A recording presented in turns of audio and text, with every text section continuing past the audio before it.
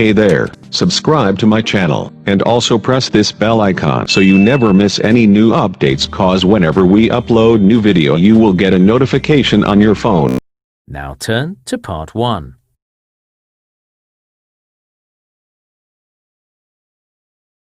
You will hear a man who runs a transport hire company talking to a woman who wants to hire a vehicle.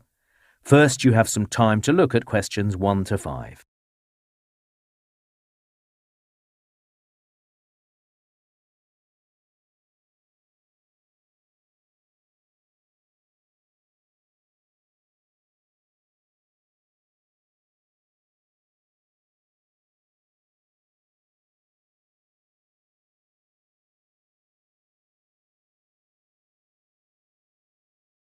Now we shall begin. You should answer the questions as you listen because you will not hear the recording a second time. Listen carefully and answer questions 1 to 5.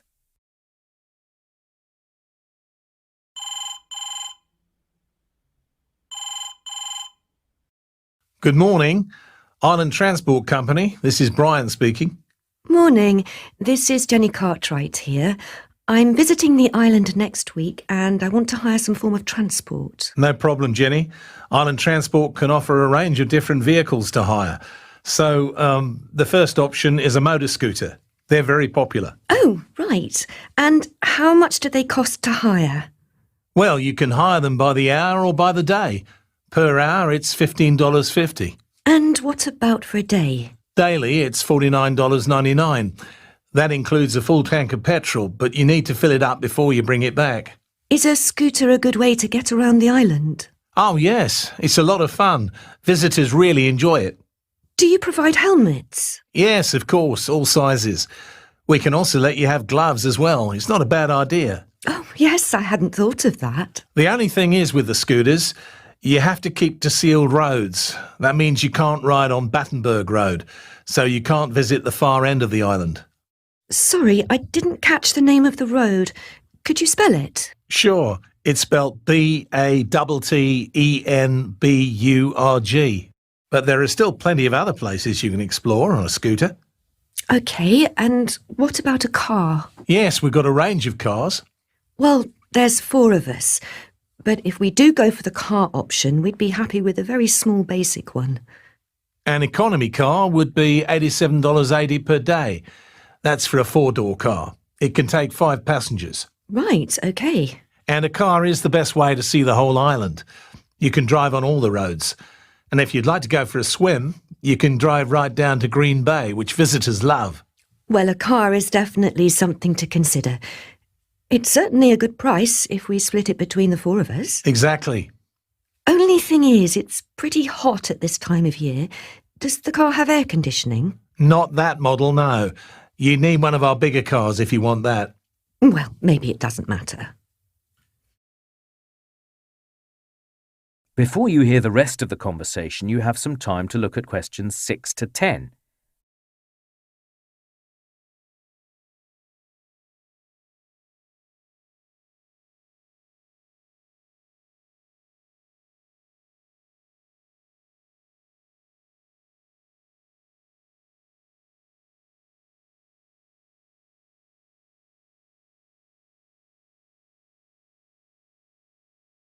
Now listen and answer questions 6 to 10.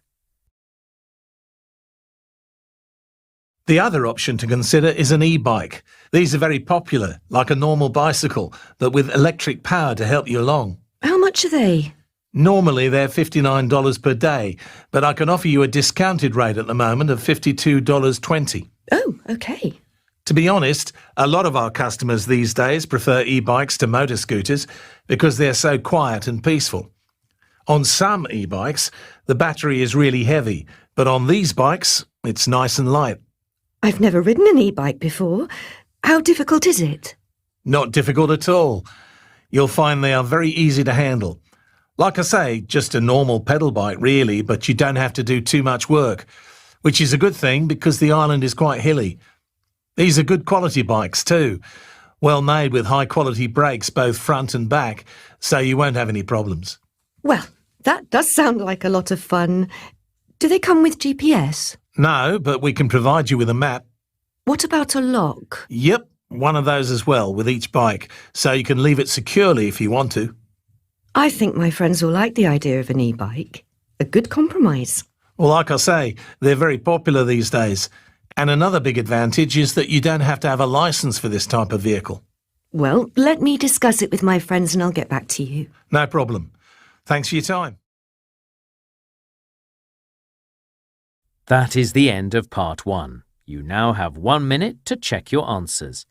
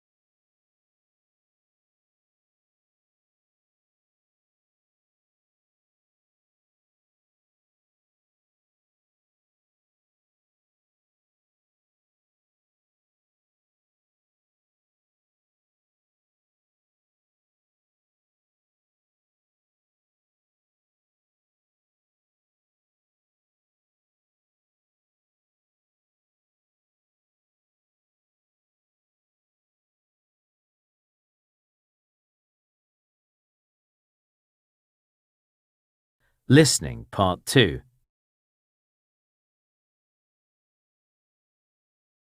You will hear a man talking to a group of people who are looking around a community garden. First, you have some time to look at questions 11 to 15.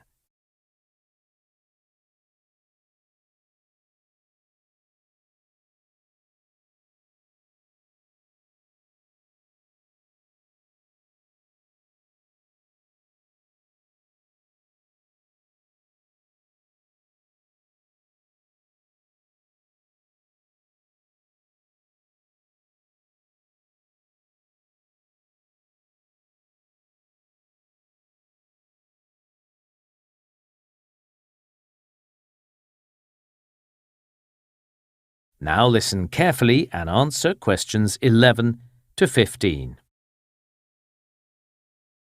Well, good morning everyone and welcome to this open day at the community garden. Our garden belongs to the local community and as you'll see, what we grow here is mostly fruit and different kinds of vegetables. First, I'll tell you some background information. Well, recently we made an interesting discovery at the garden. Before, we didn't know much about the history of this site. We only had a few documents and records. Then we found some ancient implements like spades and forks for digging. They were buried in the earth. Experts say these are at least 1,000 years old. So people have been using this land for growing produce for a long time. There are some photographs of these implements in the clubhouse, as well as a diagram of what we think the garden might have looked like if you want to look later. So, why was this location so good for gardening? As you can see, we're in a slight valley, and storms blow very hard up this valley, which can be a problem. But being in a valley, we get good freezing frosts here in winter, which gardeners like because it kills the bugs. The great thing though is the stream that runs through the valley, so we can irrigate the gardens even through long, dry summers. Now what we do know is that in 1860, gardening stopped here. This was a time of rapid development in this area, and on that date, the city infirmary was constructed on this site, so this is where doctors and surgeons worked to take care of the health needs of the growing population. Also, many new houses were put up for people who commuted into the city each day to work. There was even talk of a new military camp, although that never happened in the end. Then in the 1980s, the old buildings here were removed, and this land again became a productive garden. Today, these gardens produce large quantities of fruit and vegetables. Each plot of land is worked by a volunteer member of the garden, and they donate what they grow to families in this neighbourhood who are struggling financially. Occasionally, we're approached by local businesses and restaurants wanting to buy our organic produce, but we just don't have enough. We also have a good relationship with the local college. In fact, several of the academics there are members of the garden.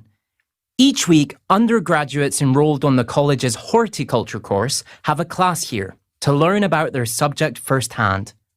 And in future, the college hopes to hold workshops here to help local people establish vegetable gardens at home. Before you hear the rest of the talk, you have some time to look at questions 16 to 20.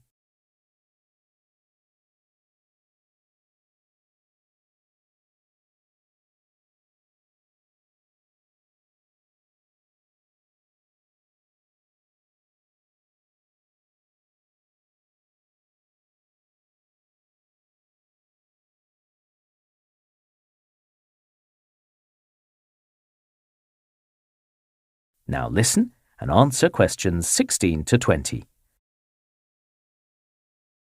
OK, now I'll just point out a few places of interest around the gardens. So can you all look at your maps, please? OK, so we're now standing at the main entrance to the gardens, outside the clubhouse. So you might be interested in our worm farms. This is where we make fertiliser. To get there, from the main entrance, head north. You'll pass gardens on either side of the path. Just before the path curves round to the right, there's a turning on the left. Go down there and the worm farms are inside the first building you come to. It's also worth visiting our seed store. Again, head north and follow the path as it curves round to the right, through the gardens. You'll come to the orchard. Follow the path around the edge of the orchard, but don't go too far. The seed store is actually located inside the orchard, a very pretty spot. Now, the machinery shed might interest some of you. From the main entrance, just go into the car park and walk right to the end. You'll see a little path heading out to the west. It's down there. Our compost heaps are also pretty impressive. So head north from the main entrance, go past the first gardens and take the first turning on the left. Go to the end of that path. The compost heaps are built in the shape of a letter U. The drying room is also interesting. This is where we dry fruit to preserve it. To see how it's done, walk up through the gardens till you come to the orchard.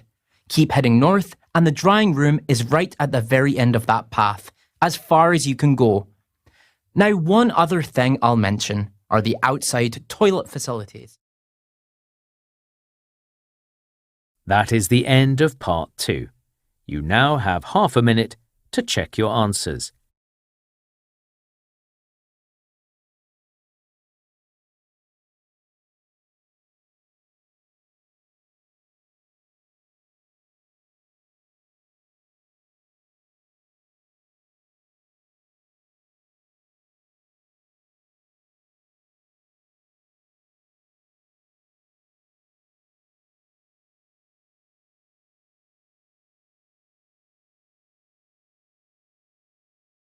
Listening Part 3. You will hear 2 technology students called Alia and Jason talking about their joint presentation on the benefits of playing video games. First, you have time to look at questions 21 to 25.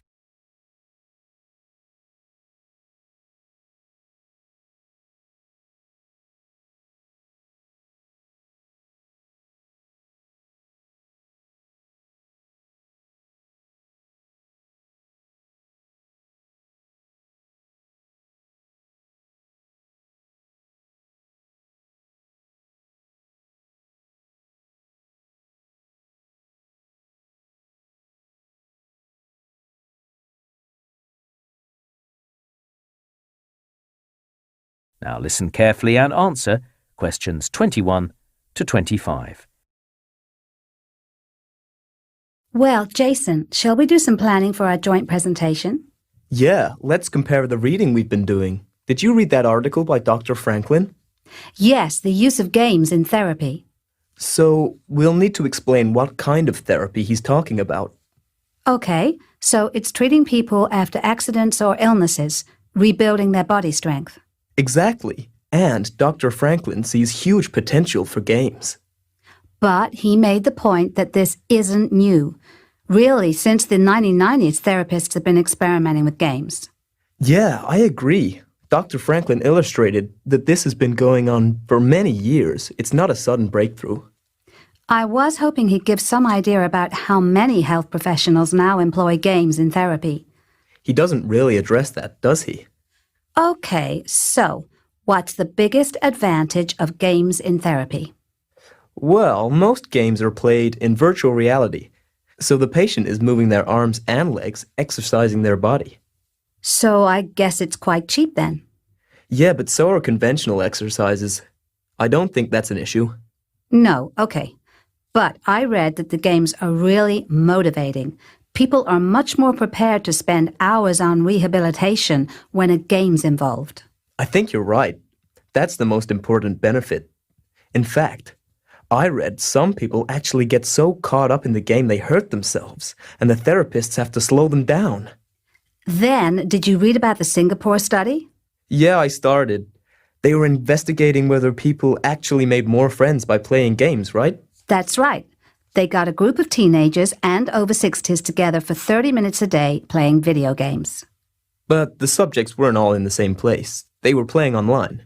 No, they were all together in a room. That's how the experiment was conducted. We should check. I'm sure it was online. You'll find I'm right. But anyway, the study found a real social benefit to game playing. Interesting. So many people say that games are solitary. Well, the Singapore study showed that players develop empathy for each other and bond over games. A good point to make in the presentation. Then I also had a look at the anxiety study. I haven't seen that one. Well, they experimented with children waiting to see a doctor. Some were allowed to play games and some weren't. Was there a particular type of game? Well, just simple ones on handheld devices. And they found that the children who played games experienced considerably less stress and anxiety. Games distract the mind. That's the theory. Better for the children, but also better for the parents. That's what I like about this. Yeah, good point. It reduces the stress for everybody. There just needs to be some additional research to support the finding. We should also mention the Rhode Island research. Maybe, but the finding just reinforced what's been shown in earlier studies. That people can be distracted from their bad habits, like eating junk food or drinking fizzy drinks, by playing games. But no one had used MRI scans before, and the brain scans showed that games activate the same reward centers in the brain as the drinks or junk food. This study has supplied valid proof as to why games work this way. Actually, that's a good point, and many people would probably like to know about that. Before you hear the rest of the talk, you have some time to look at questions 26 to 30.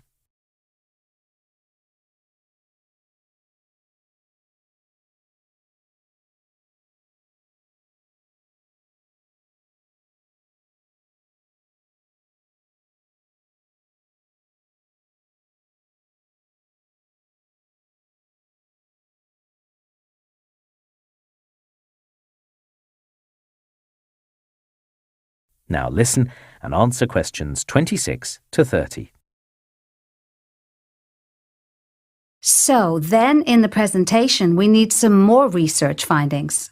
Well, I read an interesting study about surgeons. It was in the USA, and it found that surgeons perform better when they play video games in their free time. That makes sense. I mean, games are obviously going to improve hand-to-eye coordination. Yeah, I guess it's predictable. Still interesting, though. Absolutely. Challenges the idea that games are just a waste of time. Then there was a study about vision and eyesight. Apparently, games may actually improve vision. Game players in the study could see differences in grey colours more effectively. That's odd, though, isn't it? Because there are also studies showing a link between electronic screens and eye damage. Yeah, it's certainly controversial. I also read a study about sports. There's a company that makes video games which are supposed to encourage physical exercise. The idea is, you play the sport first in the game, and then you're more likely to do it for real. And the study apparently confirmed it. Well, I doubt that's really true. I know. Seems highly unlikely to me. Maybe just a marketing tactic by the company. The study about aging was a good one. Scientists in Germany found that games have a positive influence on older people by keeping their brains active. And that's going to be more and more significant as the population ages. Good news for game manufacturers. I also read that games can actually help your career. The problem-solving, decision-making, and leadership that are developed in some games can actually make you more effective in the workplace. And there's been quite a lot of previous research to back that up too. Interesting. Then, another one that I found. That is the end of part 3. You now have half a minute to check your answers.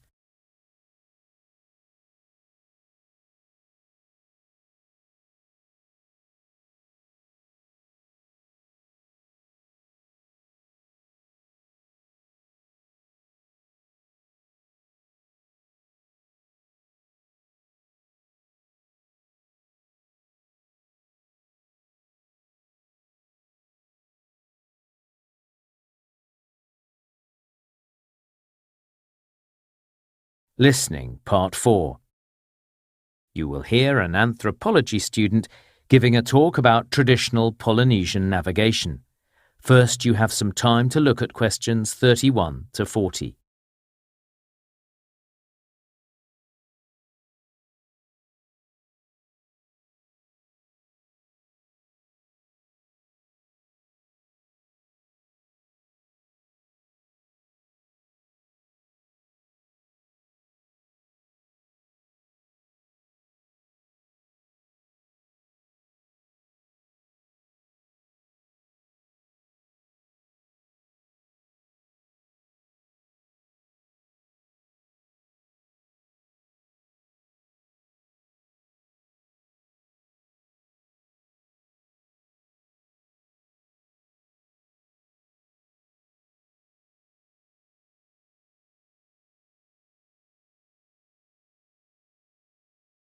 Now listen carefully and answer questions 31 to 40. Hi everyone. Today I'm going to be talking about traditional Polynesian navigation and voyaging. Now, in case you don't know, the islands of Polynesia are in the Pacific Ocean and include Hawaii, Tahiti and Samoa. All of these islands were originally uninhabited by humans.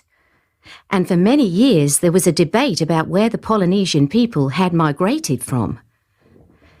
It was once suggested that they came from the Americas. However, that debate has been settled. Today, anthropologists recognise that the Polynesians began their journeys in Asia and from there migrated eastwards to the Pacific Islands. It's believed all the Polynesian islands had been settled by the 13th century. When European explorers arrived in the Pacific in the 17th and 18th centuries, they were impressed by the local canoes. European ships were much stronger, but the indigenous vessels were considerably faster when under sail. What we now know is that Polynesians sailed across open ocean, out of sight of land, long before this occurred elsewhere. And to make these voyages possible, they built remarkable ocean-going canoes. The canoes had 2 hulls, so are sometimes called catamarans. They were equipped with large paddles, but these were not a form of propulsion. Instead, the paddles were positioned at the back of the canoe to make steering the vessel possible. All these ocean-going canoes had sails. Polynesian sails were triangular in shape and made from the pandanus plant, which grows on nearly all Pacific islands. It was also necessary to make warm clothing, as even in tropical waters, people could get cold on long voyages. Materials like wool and cotton were unknown to Polynesians. However, the paper mulberry tree grows on most Pacific islands, and its bark was remarkably flexible and was used in the manufacture of clothing.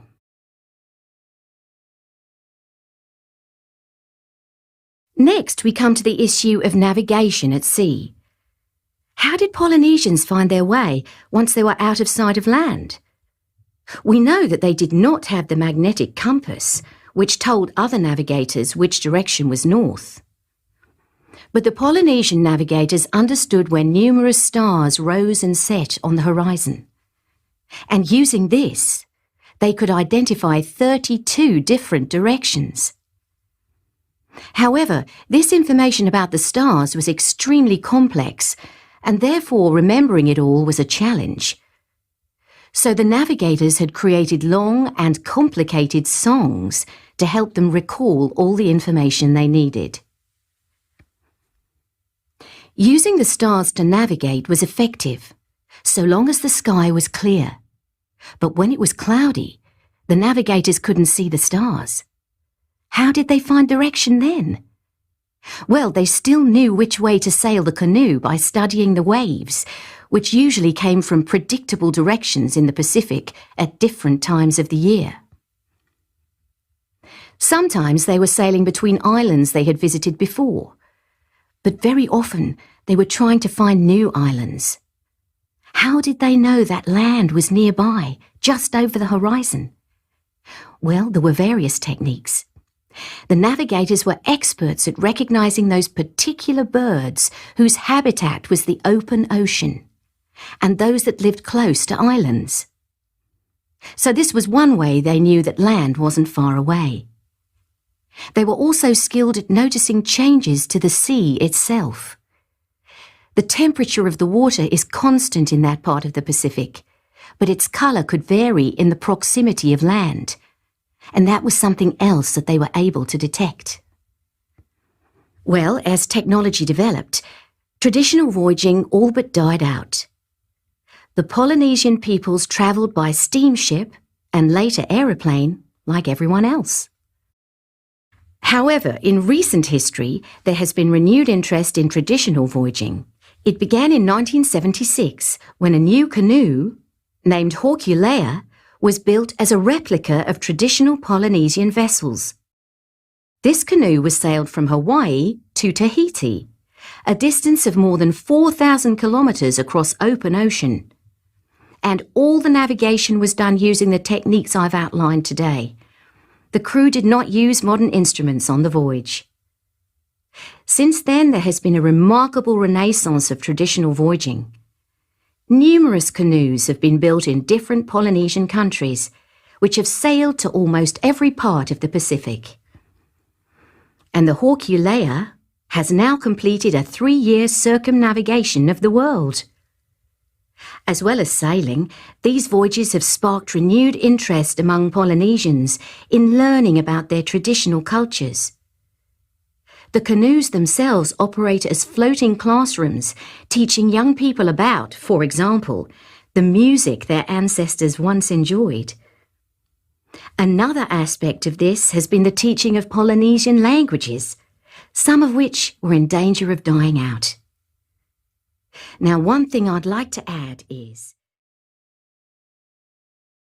That is the end of part 4. You now have 1 minute to check your answers.